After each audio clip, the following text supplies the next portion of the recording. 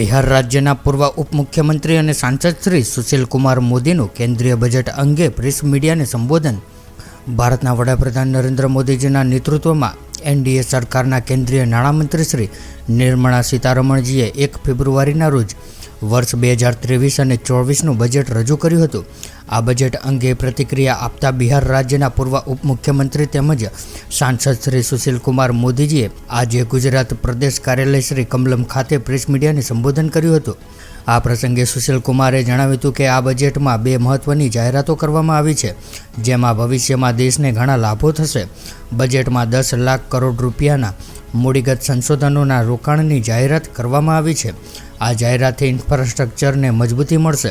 આઝાદી પછી પહેલી વખતે ઇન્ફ્રાસ્ટ્રક્ચર પર એક વર્ષમાં 10 લાખ કરોડ રૂપિયાનો ખર્ચ કરવામાં આવશે, જેમાં રાજ્ય સરકારને 1,30,000 કરોડ રૂપિયાની વ્યાજ મુક્ત લોન આપવામાં આવશે.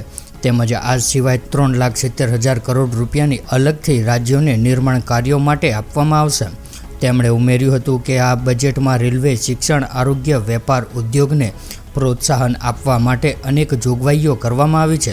ઉપરાંત પીએમ સ્વનિધિ યોજના હેઠળ ગત વર્ષે 150 કરોડની જાહેરાત કરવામાં આવી હતી, જેમાં 3 ગણો વધારો કરીને 468 કરોડની જાહેરાત કરવામાં આવી છે.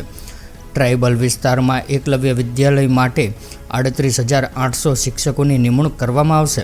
ટ્રાઇબલ વિસ્તારના વિકાસ માટે પણ સરકારે જાહેરાત કરી છે. એમએસએમઈ માટે આ વર્ષ 2 લાખ કરોડ રૂપિયા કોલેટરલ ફ્રી હેન્ડ આપવામાં આવશે. તેમજ કોરોના સમયે જે લોકો ટેન્ડરમાં સિક્યુરિટી તરીકે કોઈ રકમ જમા કરી છે તેમણે શરતો આધીન જપ્ત થયેલી રકમ પરત આપવામાં આવશે. આમ બજેટમાં ગરીબ, મધ્યમ વર્ગ અને મહિલાઓ અને ખેડૂતો એમ દરેક વર્ગને ધ્યાનમાં રાખીને રજૂ કરવામાં આવ્યું છે. આ પ્રેસ કોન્ફરન્સ કાર્યક્રમમાં પ્રદેશ સહ પ્રવક્તા ડૉક્ટર ઋત્વિજ પટેલ, પ્રદેશ મીડિયાના સહ કન્વીનર શ્રી જુબિનભાઈ આસરા उपस्थित रहा था.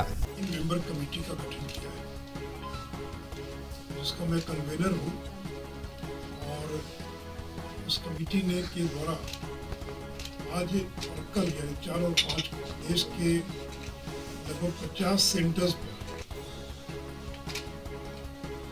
बजट के मुख्य मुद्दों को पहुंचाने के लिए केंद्रीय मंत्री और अन्य प्रमुख नेताओं का दौरा हो रहा है.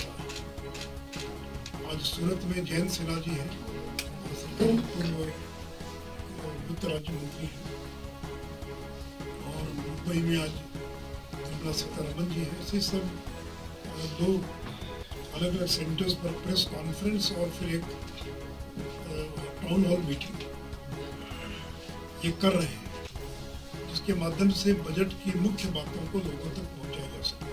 वो प्रमुख घोषणाएं हैं जिसके बहुत दूरगामी परिणाम है. पहली घोषणा तो ये है कि 10 लाख करोड़ रुपए का 10 लाख करोड़ कैपिटल एक्सपेंडिचर का प्रावधान किया गया. कैपिटल एक्सपेंडिचर का मतलब होता है जिससे एसेट क्रिएट हो, जैसे bridge, rail, road, highways, airport, aerodrome, यानी इस तरह का जो इंफ्रास्ट्रक्चर रिलेटेड जो निर्माण का काम होता है, उसको उस पर होने वाले खर्च को कैपिटल एक्सपेंडिचर कहते हैं. तो आज़ादी के बाद इतना बड़ा खर्च किसी एक साल में पहली बार हो रहा 10 लाख करोड़ रुपए, और इसमें राज्यों को भी 1,30,000 करोड़ 1,30,000 करोड़ इस 10 लाख करोड़ में ये इंटरेस्ट फ्री लोन के रूप में दिया जाए, जिसको 50 साल में राज्यों को वापस करना है. रोड्स में 1,62,000 करोड़, जो करीब 24% का ग्रोथ है पिछले साल के तुलना में. तो ये एसेट क्रिएट करना, संपत्ति का निर्माण करना, तो यह एक इस बजट की अगर कोई एक सबसे बड़ा अगर टेक अवे है, वह इतने बड़े पैमाने पर निर्माण का कार्य है. 4 लेन, 6 लेन, हाईवे, एक्सप्रेस वे, एयरपोर्ट्स, 50 नए एयरपोर्ट बनेंगे अगले वर्षों के अंदर. 50 न्यू एयरपोर्ट्स या फिर अन्य प्रकार के और जो हैं एरोड्रम, एयरपोर्ट, सी पोर्ट्स, इसका निर्माण होगा. उसी प्रकार इसी में 70,000 करोड़ एक 100 क्रिटिकल इंफ्रास्ट्रक्चर का चयन किया गया। जैसे मान लीजिए कोई पोर्ट है, कोई बंदरगाह है, कंडला पोर्ट है मान लो, शुरू में 2 लेन है, बाद में 4 लेन और बाद में जाकर फिर 2 लेन हो गया या सिंगल लेन हो गया। तो फर्स्ट माइल कनेक्टिविटी और लास्ट माइल कनेक्टिविटी, यानी पोर्ट पर कोई सामान उतरे तो सीधे 4 लेन से जहाँ तक उसको जाना वो चला जा सके। आज अभी है क्या 4 दिन लग जाता है, 5 दिन लग जाता है। तो इसलिए जहाँ स्टील की ढुलाई होती है, जब कोल की ढुलाई होती है, जब फूड ग्रेन की ढुलाई होती है, प्राण होता है, वैसे 100 क्रिटिकल इंफ्रास्ट्रक्चर की पहचान की गई। जहाँ बीच में तो सड़क बन गई, लेकिन शुरू की सड़क और अंत की सड़क, वो सड़क का निर्माण हुआ। तो इस तरह के 100 क्रिटिकल कनेक्टिविटी के इंफ्रास्ट्रक्चर का चयन किया गया है और जिसमें लगभग 70,000 करोड़ रुपये खर्च किए गए। तो यानी एक, और देखिए ये जो इंफ्रास्ट्रक्चर पर जो इतना खर्च हो रहा है, इससे क्या फायदा होगा? जॉब क्रिएट होगा। सड़क बनेगी तो कोई लेबर काम करेगा, कोई इंजीनियर होगा, कोई वहाँ पर हाईवे चलाने वाले ड्राइवर्स होंगे। तो यानी जॉब का क्रिएशन। और कहते हैं कि अगर 100 रुपया पूंजीगत व्यय, हिंदी में कहते हैं पूंजीगत व्यय या कैपिटल, तो 100 रुपया खर्च किया जाता है तो उसका अर्थव्यवस्था में 2.5 गुना प्रभाव पड़ता है, 2.5 टाइम्स। यानी आज अगर रोड बन गई, चलने वाली गाड़ियों का डीजल का खर्चा कम हो गया, पेट्रोल का खर्चा कम हो गया, कम समय में गाड़ियाँ पहुँच पाएगी, बगल की जमीन का दाम बढ़ गया, मार्केट आएंगे और चीज़ें आएंगी। 7 लाख तक जिसकी आय है, वार्षिक आय, उसको शून्य इनकम टैक्स का भुगतान करना है। और करीब 1 करोड़ से ज्यादा करदाता इस श्रेणी में आते हैं, जिनकी वार्षिक आय 5 से 7 लाख रुपया है, और एक सिंपल फॉर्म भरेंगे और अपना रिटर्न फाइल करेंगे, या उससे ज्यादा भी अगर है तो उनको कम से कम टैक्स देना पड़ेगा, और वो सरलीकरण हो गया इनकम टैक्स। तो ये भी एक जो मध्यम वर्गीय लोग हैं उनकी एक बहुत बड़ी जो है, और इस देश में करीब 43 करोड़ मध्यम वर्गीय लोग, मिडिल क्लास जो है वो 43 करोड़, जो 2030 तक बढ़कर 70 करोड़ हो जाए।